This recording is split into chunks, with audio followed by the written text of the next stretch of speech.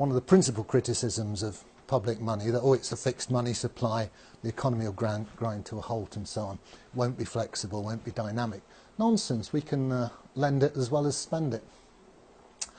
So in that case, we add on these two new money flows. The state lends it to, well, we don't want to lend it to any Tom, Dick or Harry perhaps. We want credit-worthy, what we might call principal borrowers. Typically a bank. And the banks could perhaps participate in reverse auction. The state could say, well, here's 100 billion new money, we're going to lend it to the best bids. OK, you guys submit your IOUs and we'll choose the best one.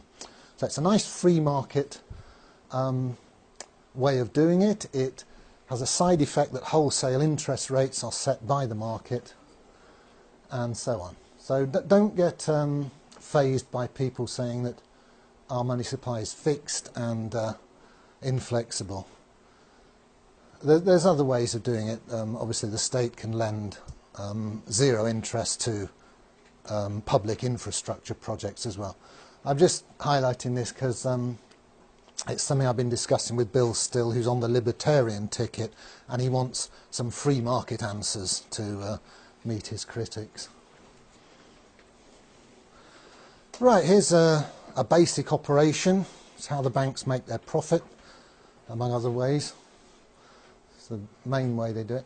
So banks have this neat way of adding numbers to your loan. You know, you take out a £100,000 mortgage and you look at it in a few months' time, and if you've not been meeting all your payments, it's suddenly 101,000. Conversely, all the people who are making deposits with the bank, they get some interest added to their accounts. Not much these days, and the difference between what's added to loans, what adds to the bank's assets, and what's added to the customers' deposits, which increases the bank's liabilities, that's called the spread, and gives the bank a lot of its gross profit. It also, of course, charges fees and all sorts of other little niggly ways of getting money out of you. But basically, the interest rate spread is their business model. The bank, as we've seen, have operating costs, same as everybody else, leaving a net profit. And this net profit is then distributed, some of it to the shareholders, some is retained, and banks, as they go on year after year retaining profits, that increases that shareholders' capital account on the balance sheet. The bank gets more valuable to its shareholders. So here's a schematic of what happens to a balance sheet when the customer pays interest to the bank. Here's the balance sheet before assets. Remember that's all the loans and so on. Liabilities, all the customer's deposits. Here's a customer with some money in the bank. Unfortunately, the bank now is demanding that money from him as interest, and he pays it. What happens to the balance sheet? Well, the assets stay the same, all the loans. That money didn't get added to his loan, it was actually paid by him. Where does it go? Well, schematically, it ends up in the shareholders' capital account here, which grows by that amount. Other liabilities stay the same. Obviously, it goes through, in formal real-world accounting, it will go through the profit and loss account. But profit and loss accounts are regularly reconciled into the balance sheet. So we can say schematically that this charge on the customer, the interest, is ending up, to a first approximation, as shareholders' capital. And remember, if you wind the bank up, this is perfectly spendable money. Yeah. Conversely, it's just when the bank pays a little bit of interest to a customer, well, here's the shareholders' capital account, and it shrinks, and the customers get some new money. That's a liability to the bank. So it's just the opposite of the previous slide. There's the gross interest charged on loan. There's the interest paid back to depositor. The difference is the gross profit, which it's sort of a bit skew that it accumulates on the liability side of the bank's balance sheet, but all that means is that the shareholders have dibs on it, should the bank be wound up. Okay, I'll switch tack now to the basic structure of the UK banking system, which is a two-tier system. There's a bunch of banks, high street banks, Lloyds, HSBC and Barclays, etc. And the customers interface with those commercial banks. We deposit our money there and we take loans from them.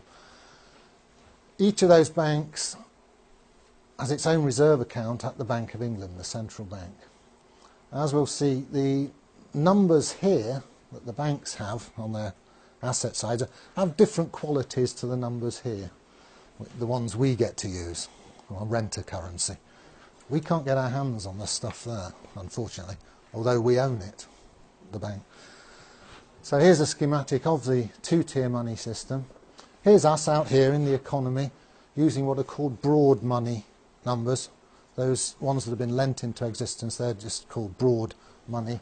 There's a lot more of them than what's called the base money, which circulates between the banks.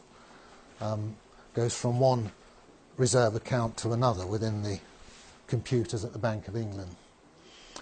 So, interesting points. The causality goes that way. We do all our business, run our economy, and then at the end of each day, behind the scenes, the banks do interbank settlement using these base money numbers. And very interestingly, there's no crossover between, there's no direct crossover between the circulation of these base money numbers between the banks themselves and the circulation of the broad money numbers which you and I get to use. That curtain puts a barrier between them. There are ways, there are conduits between the two. Technically, you can buy and sell gilts here, and you can buy and sell gilts here, and the banks can order physical cash here, and we can get hold of physical cash. But as regards the electronic money, that's more or less all of our medium of exchange, these two circulations are disjoint; they don't cross over. Mike Black is going to explain this more fully this afternoon. Or later this morning. Later, anyway. So, here's the overall picture. There's the money numbers that we use. They come in and out of circulation as loans are taken out and repaid. Ambiguity, are they money or credit? Well, you can always have a good argument about that. To all intents and purposes, they're money. And they circulate with great complexity as we do our business, and then basically at the end of each business day, the huge number of money transfers of this sort of broad money is settled by net transfers of this sort of base money. As I said, there's far fewer of these base money numbers. They're internal to the banking system. And crucially, they're issued debt-free by the Bank of England. It's been doing quite a lot of that lately with quantitative easing. The more money numbers you have in this part of the system, the more easily the banks can settle their differences at the end of each day. Because they don't always actually transfer the numbers to each other. Sometimes they have to lend them to each other. And of course, then you've got to trust that the bank you're lending to is going to pay you back. And if they look a bit shaky, you're a bit more reluctant to lend to them. So it's quite complicated what goes on here, the inner workings of the system. I like to think of it like this. Because of the disconnect between the two circulations, we're almost moving to a system where we the people, the users, get to use these funny money numbers, and the guys running the system are settling up between themselves at the end of each business day using these other numbers. And there's getting to be such a disconnect between them, they might as well be using Smarties to settle up. Because their game is to make a very good living by making the rest of us use their funny money numbers. And we gradually, since the Second World War, we've moved incrementally into this, what's now a scam. I think I'll leave it there then and take questions.